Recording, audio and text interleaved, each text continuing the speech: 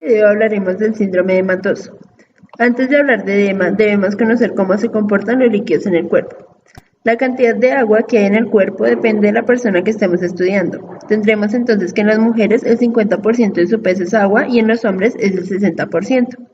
De esta distribución de líquidos, tenemos que casi 2/3 del agua corporal total es intracelular y una tercera parte se encuentra confinada al espacio extracelular. Del líquido extracelular del cuerpo de cada persona, casi la cuarta parte se encuentra en el plasma y el resto comprende el líquido intersticial. El intercambio de líquidos. Existe un constante intercambio de líquidos entre los dos componentes del compartimiento extracelular, plasma y líquido intersticial, de la siguiente manera. Los solutos individuales y las sustancias liposolubles se intercambian principalmente por gradientes de concentración por difusión. Las sustancias solubles en agua pasan a través de los poros llenos de agua entre las células endoteliales. Las proteínas plasmáticas generalmente no se escapan. Las que se transportan lo hacen por medio de vesículas a través del endotelio. La presión hidrostática en los capilares, que es la presión ejercida por los líquidos, y la presión oncótica, que es la presión ejercida por las proteínas plasmáticas, favorecen el movimiento de los líquidos y los solutos difusibles del plasma al intersticio. Este desplazamiento es más notorio en el origen arterial del capilar y disminuye en forma progresiva con la disminución de la presión intracapilar y el aumento de la presión oncótica hacia el extremo venoso. El líquido regresa del espacio intersticial hacia el sistema vascular en el extremo venoso de los capilares y a través de los linfáticos. El edema se define como un acúmulo excesivo de líquido en el espacio intersticial de los tejidos que se vuelve evidente al examen clínico y puede producirse por aumento de la presión hidrostática capilar, drenaje linfático insuficiente, descenso de la presión oncótica en el plasma, daño a la barrera endotelial capilar y aumentos de la presión oncótica del espacio intersticial. El edema con fobia deja una bulladura en la piel después de que uno presiona el área con un dedo y luego la bulladura se llena de nuevo lentamente. Tenemos la clasificación de edema con fobia en grados según su magnitud. El grado 1 es una depresión leve que tiene una desaparición casi instantánea. El grado 2 tiene una depresión de 4 milímetros con una desaparición de 10 segundos. El grado 3 tiene una depresión de 6 milímetros con una recuperación de 1 minuto. Y el grado 4 tiene una depresión de 1 centímetro con una persistencia de 2 a 5 minutos. Cuando nos encontramos ante un edema, debemos ver las siguientes características.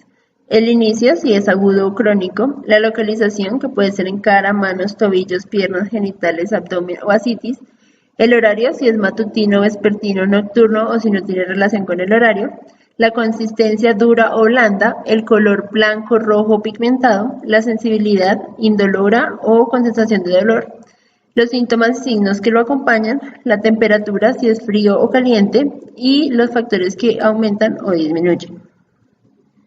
Tenemos la clasificación etiológica del edema. Depende si es edema localizado o generalizado, lo podemos clasificar así.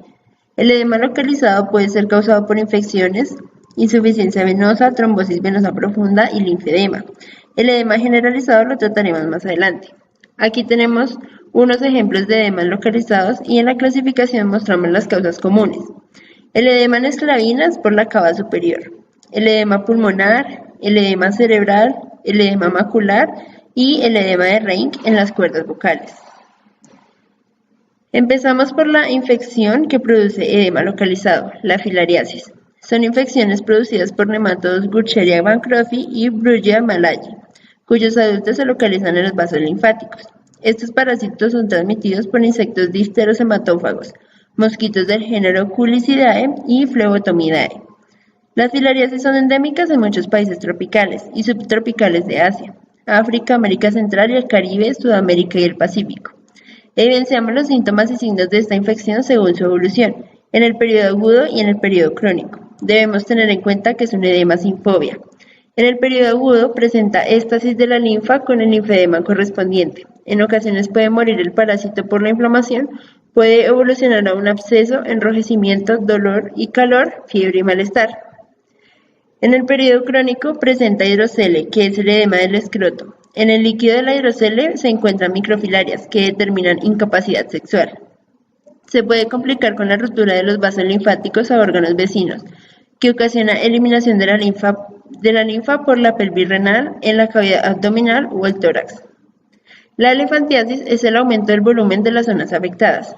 La linfagitis crónica puede llevar a un linfedema caracterizado por el agrandamiento de las áreas afectadas del cuerpo, las más frecuentes de las cuales son piernas, escroto, brazos. Ello conduce a un engrosamiento fibrótico y en ocasiones a una superinfección bacteriana. El diagnóstico lo hacemos con identificación morfológica del parásito, detección antigénica, detección de anticuerpos y técnicas moleculares. La insuficiencia venosa crónica se presenta por anormalidad fisiológica que aumenta crónicamente la presión venosa, con la disfunción de la bomba del músculo de la pantorrilla y reflujo valvular. La sangre se acumula en las extremidades inferiores, lo que provoca hipertensión venosa. Los cambios de estasis venosa crónica se centran en las áreas de polainas alrededor de los tobillos. Esa es la localización de las venas perforantes afectadas, y es una región con apoyo de tejido blando escaso para soportar presiones venosas altas. El edema duro se produce por extravasación de líquido plasmático, eritrocitos y proteínas plasmáticas. La lisis de eritrocitos da por resultado el depósito de hemosiderina, que crea una pigmentación parduzca. Los leucocitos quedan secuestrados en la microcirculación, lo cual da pie a oclusión capilar y liberación de radicales superóxido, enzimas proteolíticas y factores de crecimiento. Luego los macrófagos y los linfocitos T, que son los mediadores primarios de esta respuesta inflamatoria, da por resultado activación de fibroblastos y formación de tejido cicatrizal y fibrosis de los tejidos subcutáneos. Finalmente, esta fibrosis origina perfusión cutánea alterada y ulceración. El diagnóstico lo hacemos con ecodoppler y pletismografía.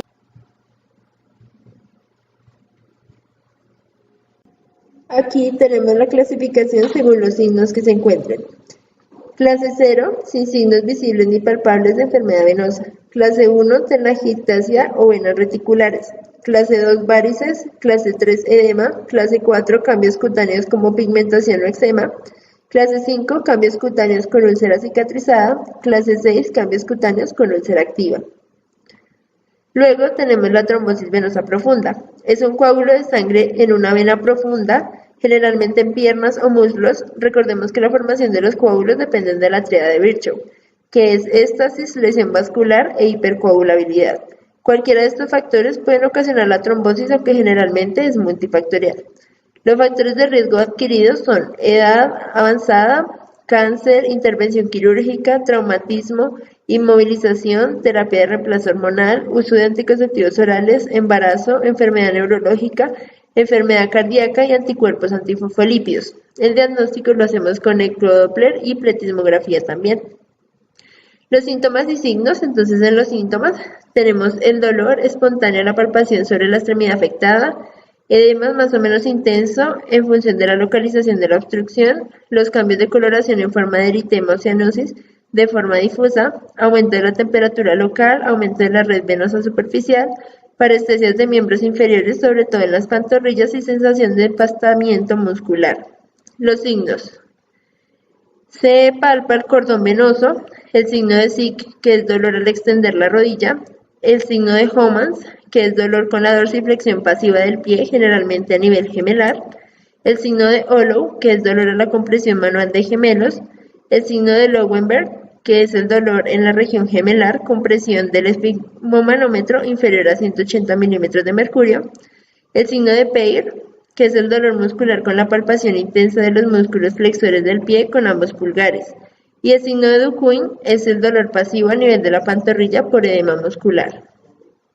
La complicación de esto es el tromboembolismo pulmonar, que es la oclusión o taponamiento de una parte del territorio arterial pulmonar a causa de un émbolo o trombo que procede de las venas profundas de otra parte del cuerpo. Una zona de los pulmones no recibe sangre desoxigenada y por lo tanto no podrá oxigenarla. El corazón seguirá bombeando sangre hacia los pulmones, pero como consecuencia de dicha oclusión, encontrará un obstáculo y la presión aumentará dentro de la arteria pulmonar, debilitando el ventrículo derecho del corazón, repercutiendo en la salud del paciente, quien podría llegar a la muerte. El linfedema es el acúmulo de líquido rico en proteínas en una extremidad como resultado de la sobrecarga del sistema linfático. Se clasifica en estadio 0, inflamación no evidente que puede durar meses o años antes de presentar clínica. Estadio 1, acúmulo de líquido depresible que desaparece al elevar la extremidad. Estadio 2, acúmulo de líquido depresible que rara vez desaparece al elevar la extremidad. Estadio 2 tardío es el acúmulo de líquido fibroelástico no depresible. El estadio 3 es el tejido fibroso no depresible con cambios visibles en la piel, engrosamiento, hiperpigmentación y papilomatosis. El linfedema primario obedece a un patrón de herencia. Es el más raro y tan solo supone en torno a un 10% del total.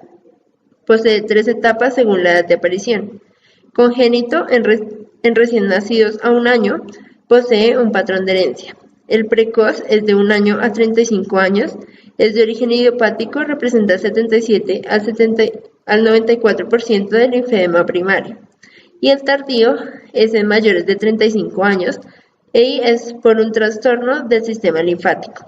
El linfedema secundario es ocasionado por compresiones u alteraciones estructurales del sistema linfático, como secundario tratamientos, procesos inflamatorios, neoplasias, traumas, etc. El diagnóstico lo hacemos con linfocitografía isotópica, linforresonancia magnética y linfografía con verde indio zigzaina. La segunda clasificación es el edema generalizado. En el edema generalizado podemos tener una presión coloidosmótica disminuida y una presión hidrostática aumentada, generando una fuga de líquido del vaso sanguíneo al intersticio, produciendo un edema, especialmente trasudado. La disminución del volumen circundante va a generar un aumento del sistema renina-angiotensina-aldosterona y un aumento de la arginina vasopresina, ambos conduciéndome a retención de sodio y agua, que generarán un aumento del volumen plasmático. Las causas son enfermedad cardíaca, renal, hepática, fármacos y nutricional. La insuficiencia cardíaca se caracteriza por un edema simétrico, indoloro, de curso crónico, de consistencia blanda, con fobia positiva. Podemos tener 2 tipos de falla que no se excluyen entre sí. La falla derecha, que es ocasionada por el retorno de la sangre venosa a las venas cavas y la vena yugular, lo que genera ingurgitación yugular, hepatomegalia y reflujo hepatoyugular, ocasionando un edema generalizado. La falla izquierda, ocasionada por el retorno de la sangre del ventrículo izquierdo al pulmón, produce una congestión pulmonar y edema pulmonar. Buscamos en la historia clínica disnea de esfuerzo, disnea paroxística nocturna y ortopnea, y en el examen físico el ritmo de galope C3, las extremidades frías, la cianosis periférica y la presión de pulso disminuida. Luego tenemos la enfermedad renal. La causa más frecuente es el síndrome nefrótico. El fenómeno primordial de este síndrome es la pérdida masiva de albúmina por la orina. Ello conduce a una acentuada hipoalbuminemia y en consecuencia a disminución de la presión oncótica del plasma. Es de inicio matutino y se caracteriza por que tiene un inicio gradual y progresivo, está localizado en párpados, cara, genitales, extremidades, es de consistencia blanda e indolora, de color blanco o normal y aumenta al estar sentado o de pie y al ingerir agua. Es importante que el edema crónico dura más de 72 horas, sin tratamiento puede durar más de 3 meses, y el diagnóstico lo hacemos con pruebas de función renal y albúmina plasmática. Luego tenemos la cirrosis hepática, que es un edema ocasionado por un trastorno en la síntesis de proteínas plasmáticas. Esto puede ser por consumo crónico de alcohol o infecciones virales como el virus de la hepatitis. Interrogamos en la historia clínica los antecedentes de abuso de licor, los antecedentes de relaciones sexuales sin protección y los antecedentes de viaje a zona endémica de hepatitis. Y en el examen físico encontramos el signo de la cabeza de medusa, la citis, la presión yugular aumentada, los signos de enfermedad hepática como ictericia, telangiectasias, eritema palmar, ginecomastia y asterixis. El diagnóstico lo hacemos con pruebas de función hepática. Por fármacos, una gran cantidad de fármacos puede producir diversos grados de edema dependiendo del mecanismo por el cual actúan, ya sea directa o indirectamente. Puede ser por vasoconstricción renal generado por los AINES y la ciclosporina, por dilatación arteriolar generado por los vasodilatadores y los alfa-antagonistas, por el aumento de la reabsorción de sodio generado por las hormonas esteroideas y la fragilidad capilar generada por antitiroideos, fenotiacinas, antiinflamatorios y citotóxicos. El edema nutricional es ocasionado por la desnutrición tipo kwashiorkor, caracterizada por una deficiencia grave de proteínas en la dieta, lo que conduce a disminución de la presión oncótica. Las características de este edema es que es de inicio gradual y progresivo, de localización principalmente en extremidades inferiores y aumento del volumen abdominal, y de consistencia blanda e indolora, de color blanco, y aumenta al estar de pie, disminuye el decúbito dorsal por redistribución.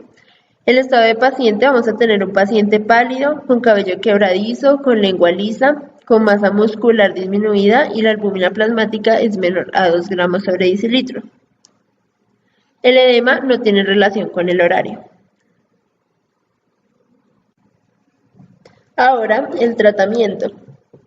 El tratamiento del edema, lo primero que hacemos es identificar la causa del edema. Tratamos la causa del edema. Recomendamos una restricción de sodio en la dieta.